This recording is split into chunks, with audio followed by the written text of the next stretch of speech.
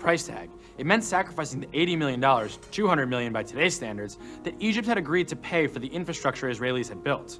One religious extremist group even vowed to kill themselves rather than be evacuated, locking themselves in a bunker with explosives.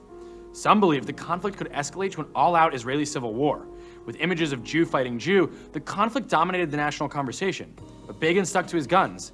Even though the soldiers used force, no shots were fired.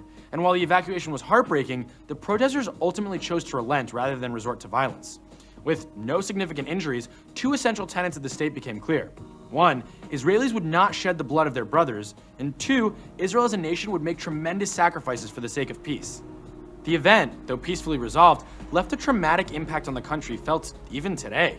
On the one hand, Israel still has a stable relationship with Egypt regarding trade, commerce, and security, and the two countries haven't had any real military conflict since.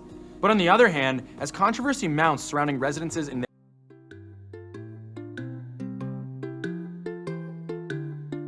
Relent, relent, relent.